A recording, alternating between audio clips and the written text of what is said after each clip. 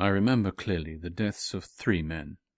One was the richest man of the century, who, having clawed his way to wealth through the souls and bodies of men, spent many years trying to buy back the love he had forfeited, and by that process performed great service to the world, and perhaps had much more than balanced the evils of his rise. I was on a ship when he died. The news was posted on the bulletin board, and nearly everyone received the news with pleasure. Several said, "Thank God that son of a bitch is dead." There was a man, smart as Satan, who, lacking some perception of human dignity and knowing all too well every aspect of human weakness and wickedness, used his special knowledge to warp men, to buy men, to bribe and threaten and seduce, until he found himself in a position of great power.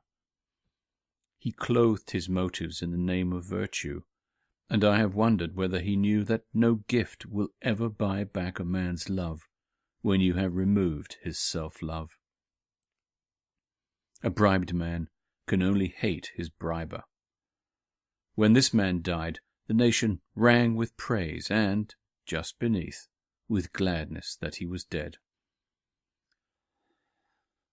There was a 3rd man, who perhaps had made many errors in performance, but whose effective life was devoted to making men brave and dignified and good in a time when they were poor and frightened, and when ugly forces were loose in the world to utilize those fears.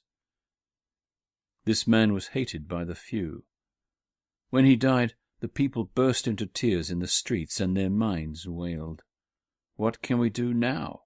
How can we go on without him?"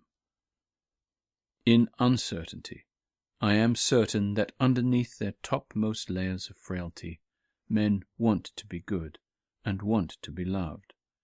Indeed, most of their vices are attempted shortcuts to love. When a man comes to die, no matter what his talents and influence and genius, if he dies unloved, his life must be a failure to him, and his dying a cold horror. It seems to me that if you or I must choose between 2 courses of thought or action, we should remember our dying, and try to live that our death brings no pleasure to the world. We have only one story.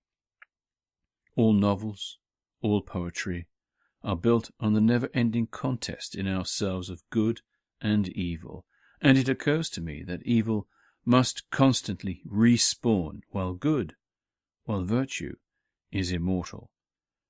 Vice has always a new, fresh, young face, while virtue is venerable as nothing else in the world is.